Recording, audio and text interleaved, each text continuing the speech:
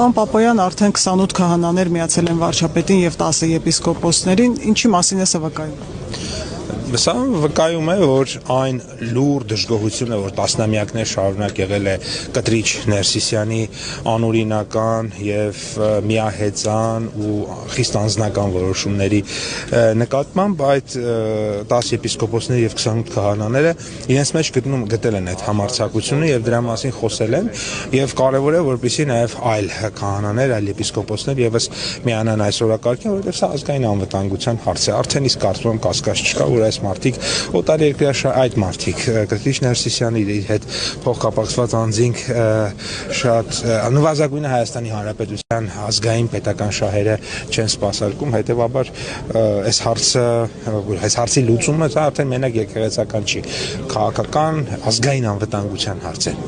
Նա չի շտապում հեռանալ եւ երեկ էլ պաշտոնից ազատեց Մասյացոտնի թեմի առաջնորդ Գևորգ Սրբազանին։ Ինչու է սա անում։ Կտրիչը չի կարող որևէ մեկին պաշտոնից ազատել, որովհետեւ նա այդպիսի լիազորություն չունի։ Գևորգ Սրբազանը Մասյացոտնի թեմի ղեկավարն է եւ շարունակելու է մնալ այսօր էլ իր հանդիսապետությամբ լինելու է այստեղ պատարակ։ Կտրիչ Ներսիսյանը չունի իշխանություն եւ նրա որոշումները որևէ հետևանք չունեն ոչ մեկի համար, այդ թվում Գևորգ Սրբազանի համար։ Գևորգ Սրբազանը այսօր թեմի առաջնորդն է, վաղն էլ լինելու թեմի առաջնորդն է, մյուս օրն էլ ինչ ուզում է ինչ որոշում ընդունի։ Երեք մեկն էլ բան էր որոշել էր, որ Արցախի հերոսի կոչումից զրկեր գեներալ, այսինքն գիտեք, տենց բաներ կան էլի։ Ցայտնոտային որոշումներ են, հա, կայացվում այս ամեն ինչը։ Մենք մի հատ որոշում կարող ենք հիմա ընդունել, ասենք լուսնի վրա ինչ որ բան անելու վերաբերյալ։ Այդ դա այնքան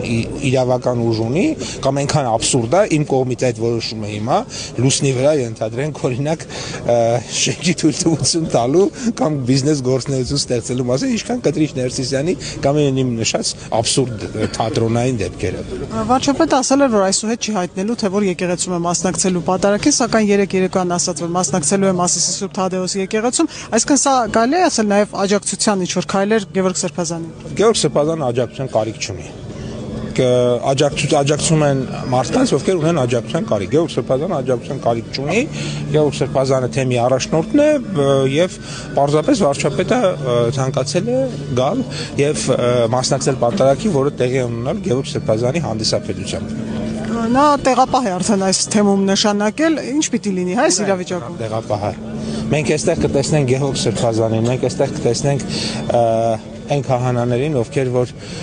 կզեղչեն այն մարդու անունով, արժանի չի ոչ ոք չի եկեղեցում պատարակի ժամանակ։ Ուր է տեղապահը։ Տեսնենք որտեղ է լինելու, վաղը, մյուս օրը։ Միշտ Գևորգ Սրբազանը այստեղ է լինելու, բայց այդ տեղապահը ուր է լինելու, ես չգիտեմ։ Էջմիածնի հաղորդագրության մեջ նաև նշված էր, որ իբրև թե Գևորգ Սրբազանը չարաշահել է իր առաջնորդի դերը, ճնշումներ է գործադրել, այսքան այսքան մարդու նկատմամբ ճնշում է գործադրվել մարզի համայնքի բնակիչներին։ Մտեք հարցրեք, էլի ում է ճնշում գործադրել։ Մենակ ին վրա ճնշում չի գործադրել, մենք որևէ մեկին գտնենք ում վրա ճնշում է գործադրել։ Գիտեք, ամեն մի հիմարության հոչենք բան է պատասխանելու։ Հիմքում դա էր դրված։ Դե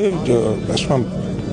եկեք ապօրինի որոշումների հիմքում ինչ պետք է դնել, ես չեմ հասկանում։ Մեկնաբանության կարիք չկա, էլի այդ մարդ կաթողիկոս չի, հետեւաբար իր որոշումները գրոշի արժեք ունեն։ Գրոշից ներքև, գրոշը ինչ որ մի բան, ինչ որ մի գրոշ, երբ որ գրոշը եղել է փող, գրոշով ինչ որ մի բան հնարավոր է եղել գնել, այսինքն դա ինչ որ արժեք ունեցել է։ Այդ մարդու որոշումները, եկեղեցական որոշումները, գրոշի արժեք ունեն։ Ավելի քիչ։ Շնորհակալություն։ Подписывайтесь на наш новостной канал в Телеграме, чтобы не пропустить последние новости Армении.